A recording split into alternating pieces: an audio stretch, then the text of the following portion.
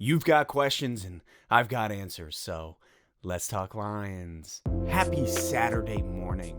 Just woke up, made a cup of coffee, and rolled in here to answer your questions. Yesterday, I put up a post basically being like, hey, get your questions in by 2. You get those in, I'll pick from those, answer some of them. So listen, do not be discouraged if I did not pick your question for today, because in the course of time, we're going to do this weekly, so I will get to all the questions. So please don't be discouraged. And number 2, some of them were so darn good that I might create an entire episode around during the week. So be not dismayed. Just want to take a quick second and really thank all of you guys for a lot of the comments I read this week, just regarding the production quality of what I'm doing here. And you guys can tell that I put a lot of work into this show, and so I really appreciate that you see that and you call it out, because I do. I put a lot of work into this because I love the Lions and I love bringing news and being able to do this with you. And so thank you for the kind words regarding that. Thank you for the kind words regarding me, the way that I go about sharing the information, the news, the rumors, whatever it is. I appreciate it. So without any further ado, let's get to your questions. Beginning with these first 2. That's right, these first 2 questions pretty much coincide with one another. It felt like I flipped a coin and it landed on both heads and tails. And you're like, how? Inception.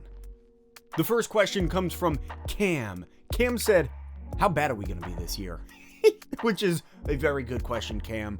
And the follow-up is Francisco Lazoya asking, how many wins do you expect us to get next season? Yeah, both of these questions, how bad are we going to be? How many wins are we going to get? I'm going to smash them into one answer because I think that they go together. Solid question, friends. Quite frankly, I think right off the bat, we're not going to have a good season. We're not. You look at us, the last 2 years, we were ranked 31st defensively in the NFL, and then last year, 32nd in the NFL.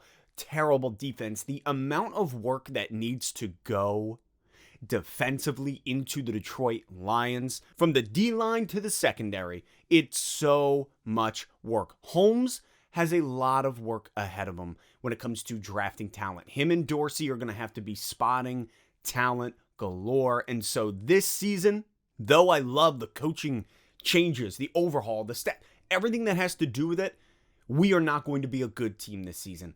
If I had to give us a number, we will at max win 5 games. 5 games. 4 is more realistic when you look at our schedule. In fact, I had put out a video before Holmes, Campbell, and Jared Goff came here. I put out a video right at the end of the season regarding how many wins we would walk away with. And pre the coaching overhaul and pre-Jared Goff, pre-Stafford leaving, I was guessing that we would have 3 wins. That's where I was planting my flag. But looking at it now, 5 wins. 5 wins total. That's where we end up this season. And quite frankly, that's totally fine. Because you and I both know that the coaching overhaul, that everything that's happening isn't for the 2021 season. That is the beginning. That's the first step in a very long process for what the Detroit Lions will be, for us to be contenders. And all of this leads me to the second question, which comes from Emmett. He asked, do you think with this coaching staff, Detroit can win in the next 4 years? If not, why don't you think that it'll work this time? Great question, Emmett. Love it. Quite frankly, I'm assuming you mean, do I think that Detroit can win the NFC North? I'm not assuming the Super Bowl because we're not in the next 4 years. I don't know if that's even possible. So I'm going to strictly look at the NFC North. Do I think that the Detroit Lions can win the North in the next 4 years? And Emmett, if you're sitting here right now and you're like, oh, but that's not enough. We haven't won the North since 93. 27 seasons. So I will gladly take the North. You all know how excited I am about this coaching staff. You all know how excited I've been watching every single piece get moved in here. And so to answer your question, I think Holmes has built a coaching staff that will lead the Detroit Lions to the NFC North, winning the NFC North within the next 4 years. That's your question? My guess is by year 3, the Detroit Lions take the North. It could happen year 2, depending on our talent acquisitions this offseason, whether it's free agency or the draft or everything that's going to happen. Right now, as it stands, looking at the Detroit Lions, looking at our coaching staff, we will win the North in the next 4 years. I don't doubt it. And that's not me being an optimist. That's me strictly looking at this coaching staff being like, we have put together a ballin' crew, a crew that has so much experience, playing experience, and more importantly, successful coaching experience.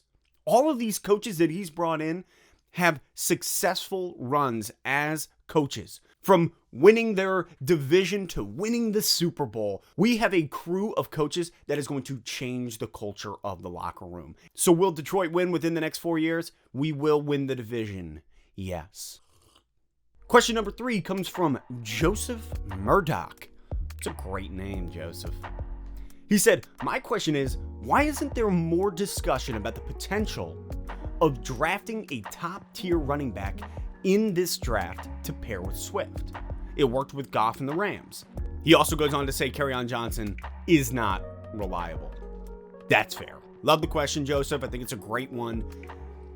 I think the reason that there's not more talk regarding a running back in the first round is because that's somewhat of a, I don't want to call it a luxury pick, but when your defense is as bad, as abysmal as it has been for the Detroit Lions, like I said, 31st in the league 2 seasons ago, 32nd in the league last season, with a defense so bad, you can't look to fill a running back position in the first round, especially when you have DeAndre Swift on the team already.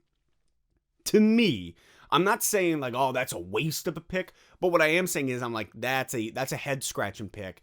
But as it stands, looking at how bad our defense is, how much help our defense needs, and then the wide receiver core being absolutely empty, there are so many holes that we need to fill first before a secondary running back. I understand what you're saying.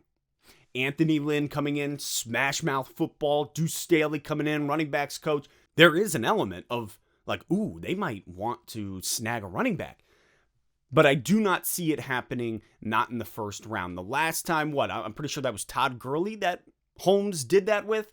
And look at where that got him. That's good for the season, maybe the 2 seasons ahead of you.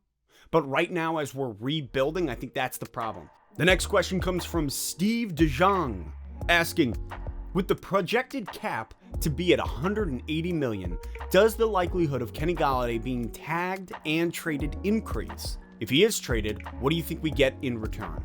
Selfish fan, I want both Golladay and Okwara to stay. Hey man, I'm a selfish fan too. I would love for both of them to stay. Money-wise, we can't do it, so I get it. I get what you're saying. If I had to pick between Okwara and Golladay, I'm picking Okwara. To answer your question, yes, I do think that the likelihood of the tag and trade increases. I think it goes up pretty much immediately. Now with the projected cap being at $180 million, the Detroit Lions can tag Kenny Golladay and then trade him, but I think that it increases, that chance increases if the Lions have a suitor.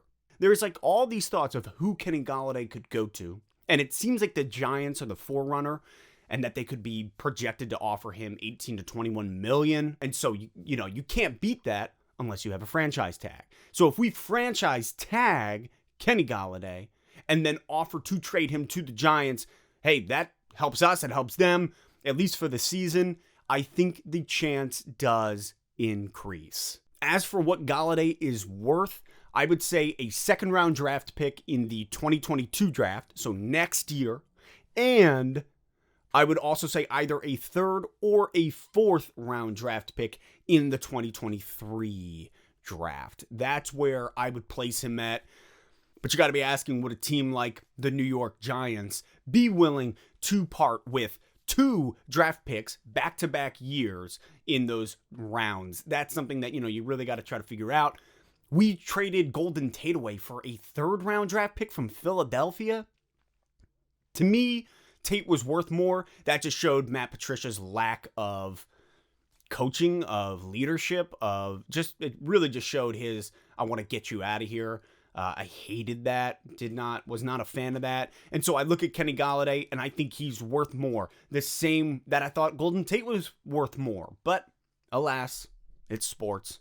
The next question comes from Josiah Coleman asking, what do you think about trading down for more picks and drafting someone like defensive end Kwity Paye from Michigan? Yo, Josiah, great question. Look, I love Kwity Paye. I think Kwity Paye is a phenomenal pass rusher. He's great at run defense.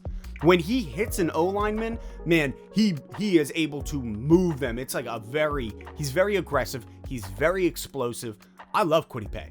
I think he's phenomenal. The only thing is, you're asking, Josiah, what about trading back in order to draft him? I think Kwity Paye goes to Minnesota at 14. That's kind of my looking at it right now. That's my guess. So if we were to trade back further than 14, the chances of getting Kwity Paye drop pretty tremendously. In my eyes, could be very wrong. Hey, maybe we trade back to 15 and Kwity Paye slides past Minnesota. We trade with New England at 15 and we pick up Kwity Paye. I love it. I love that option. I think it's a phenomenal option. I think Kwity Paye is an excellent, phenomenal ball player. So I'm all for trading down to get a guy like Kwity Paye. It's just a matter of, would Minnesota pick him up before he got to us further down the line? And the last question comes from Ty Zen asking, I like the option to trade down in this draft. I like trading down with the Steelers to pick 24 or with Washington at pick 19 to draft a stud linebacker. What would we get in return if we traded down with one of these teams? They both need QBs and could grab Lance or maybe even Fields. By the way, sign Romeo. God bless. Well, God bless you too, Ty Zen. Yeah, I think trading down with either Washington or Pittsburgh, I'm just going to be completely honest with you, Ty Zen, I don't want to trade down further than 15. I really don't. Washington would hurt going down to 19. We would have to get a 2nd round pick. I'd want a 2nd round. I'd want a 3rd round. I would want Holmes to just go all bold on us. Get absurd to be like, give us a 2nd round, give us a 3rd round. I want next year's 2nd round. Like, I would push the envelope if I were Holmes with that, because quite frankly, you're right. These guys are looking for potentially a quarterback. Pittsburgh with Big Ben, going to be moving off of him. And is Mason Rudolph enough for Pittsburgh in the future? I don't think so. I don't think that's where the future lies. So if they did want to swoop down, yeah, I would be like, I want your 2nd round. I want your next year's 2nd round. I would push the envelope as hard as possible. I don't want to trade down past 15. If we did, push the envelope, try to get as much as you can this year and next draft, because that's something that, as we're looking to build out the Detroit Lions, we need draft capital. Because with that draft capital, that offers us A, players, but B, much more trading room in the future. Say things don't work out with Goff, but we have amassed a bunch of 2nd round picks, and we can trade some of that away in order to get down, draft a quarterback next year. All in the works. All I know is this draft is going to be very interesting for the Detroit Lions. Last year with Okudah, everybody was like, all right, throw some whiskey in the coffee. Here we go. It's going to be a long night. Not that that would help now that I'm thinking about it.